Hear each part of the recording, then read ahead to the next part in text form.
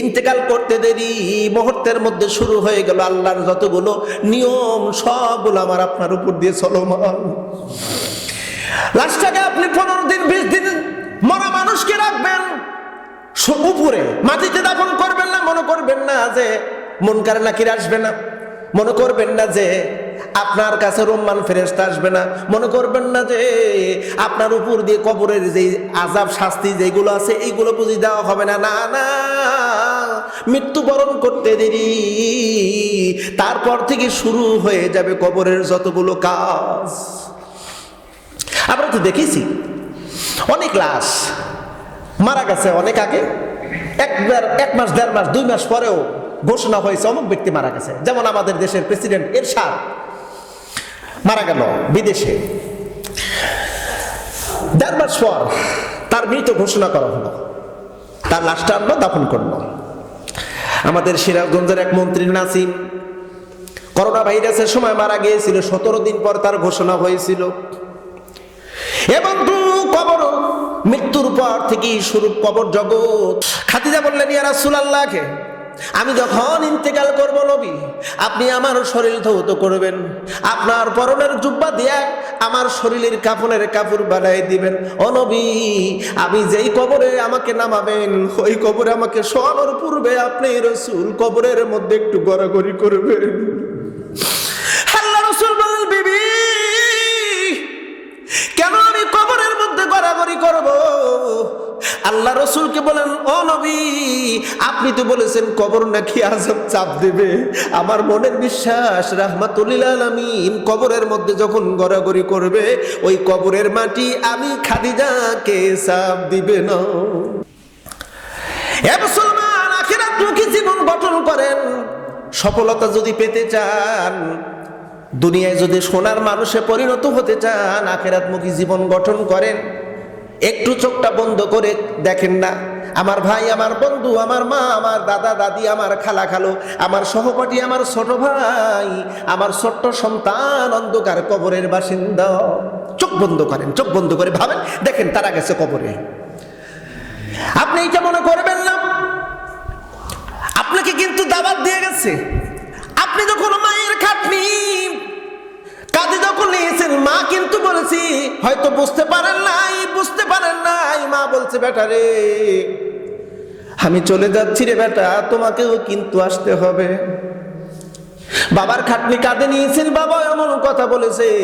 ভাই বন্ধু দোস্তর খাটনি কাঁধে নিয়েছেন, তারাও কিন্তু একই সংবাদ আপনাকে দিয়েছে। কেমনে মেসেজ ভুলে গেলেন, কেমনে নিদর্শন ভুলে গেলেন? কারণ চোখ বন্ধ করলে অন্ধকার। ও বন্ধু দোস্ত, চোখ বন্ধ করলে অন্ধকার, তার মানে হলো এখন আমি আছি জীবিত, একটু পরে ডেড বডি, তার মানে কবর যাত্রী। কবর যাত্রী ভেরি ডেঞ্জারাস সিচুয়েশন। কবর মারাত্মক একটি ভয়ানক জায়গা।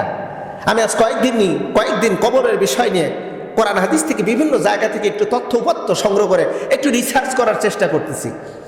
আমি অবাক হয়ে গেছি, এমনটি ভাবে কখনো মনোযোগ দিয়ে রিসার্চ করার সুযোগ হয়নি। এখন একটু অবসর সময়।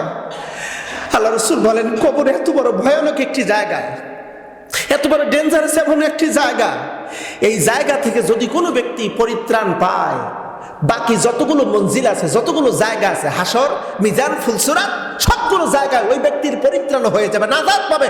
কবরে যদি কোনো ব্যক্তি একটাবার গ্রেফতার হয়, ওই ব্যক্তির ছাড় পাওয়ার কোনো অপশন সুযোগ থাকবে না। কবর মারাত্মক। এ মুসলমান, আমি আপনি কবরের যাত্রী। আল্লাহ কয়, হাত্তা যুরতুমুল মাকাবির। যত কিছু আছে, যত ধন সম্পদ আছে, যত ক্ষমতা আছে, শরীরের বাহাদুরি, সম্পদের বাহাদুরি, দলের বাহাদুরি, যাই বলেন না কেন, আল্লাহ কয় সব সমস্যার সমাধান কবরে যখন আসব। কবর মারাত্মক।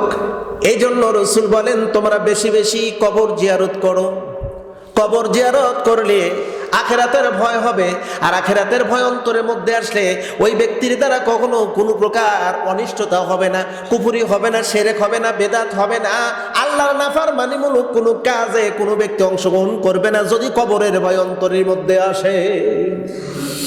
তার তার কথাটা হবে। আল্লাহ পাক বলছেন কুলু কওলান কারীমা, বান্দা তুমি কথা বলবে মানুষের সাথে বিনয়, মিষ্টি মিষ্টি কথা, যে কথা শুনলে একজন দুঃখী মানুষের অন্তরের ভিতরে যেন উৎফুল্লতা তৈরি হয়, আনন্দ তৈরি হয়।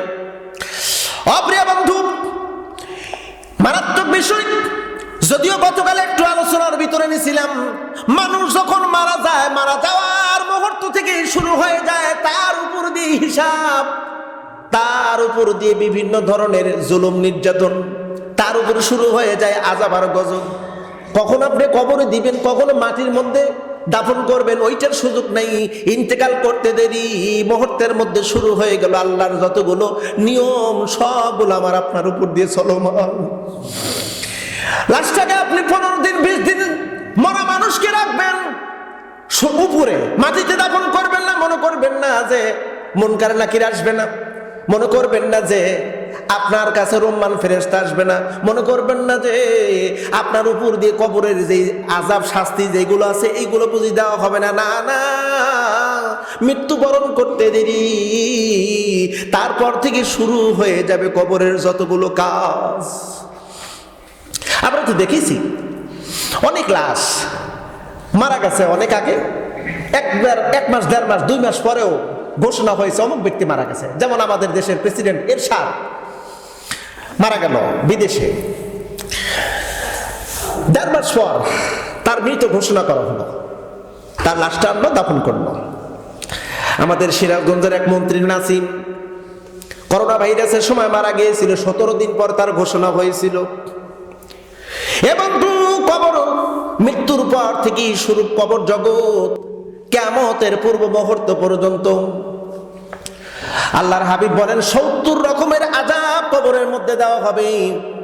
যে ব্যক্তি দুনিয়া আখিরাতমুখী জীবন গঠন করে নাই তাকে 70 রকমের আযাব দেওয়া হবে। জোরবন কয় রকমের আযাব? 70 রকমের আযাব দেওয়া হবে। তার প্রথম আযাবটা হবে এক পাশের শরীরের অঙ্গ আর এক পাশের শরীরের সঙ্গে বিঁধে যাবে। আল্লাহর হাবিব বলেন এভাবে পুরো শরীরকে চাপ দেওয়া হবে, একটা হাড় আর একটা হাড়ের মধ্যে ঢুকে যাবে। ও বন্ধু, আখিরাতমুখী জীবন গঠন যদি না করি, এমন শাস্তি পাওয়ার জন্য তৈরি হয়ে যান।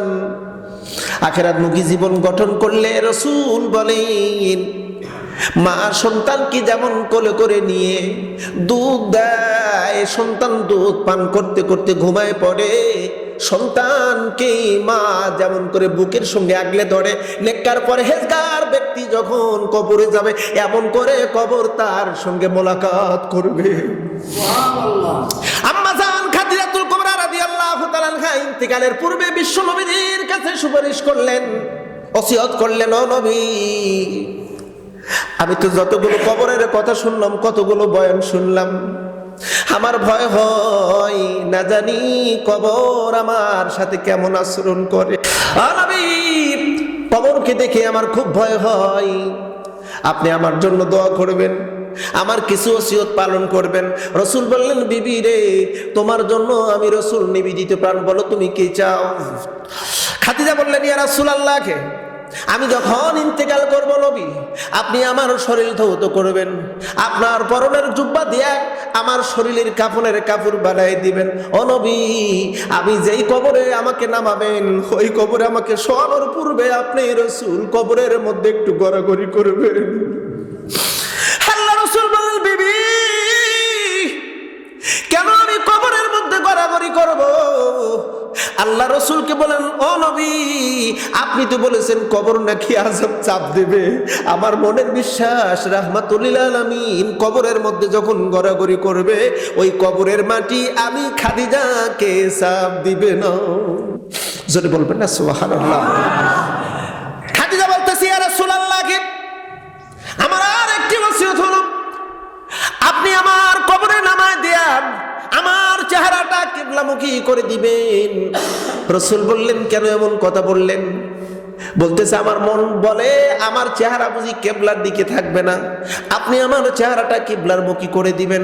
অপ্রিয় বন্ধু, মুসনাদ আহমদ সহ অসংখ্য হাদিসের মধ্যে আসছে, ইবনে মাজার মধ্যে আসছে, প্রিয় নবীজির স্ত্রী ইন্তেকাল করলো, রাসূল নিজ হাতে ধৌত করলেন, জুব্বা দিয়ে কাফনের কাপড় বানাই দিলেন। নবীজির থুতু মোবারক আম্মা জানের মুখের মধ্যে লাগাই দিলেন। রাসূল নিজে কবরস্থ করার পূর্বেই গড়াগড়ি করলেন, নামাইলেন। এবার খাদিজার চেহারাটা কেবলামুখী করে দেয়, কিন্তু কেবলামুখী থাকে না, মাথাটা মুখটা যেন আকাশমুখী হয়ে থাকে, বারবার দেয়, বারবার ঘুরে যায়। রাসূল আমার চিন্তিত হলেন।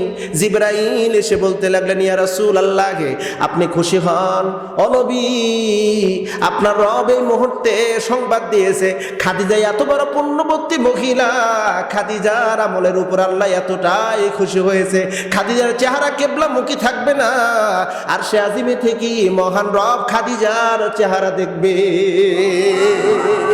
এটা আখিরাতমুখী জীবন, আখিরাতমুখী জীবন তৈরি করে। আসুন, সময় এখনো আছে। যুবক, বৃদ্ধ, যৌবন শেষ হয়ে গেছে, যৌবন এখনো আছে, সময় এখনো আছে।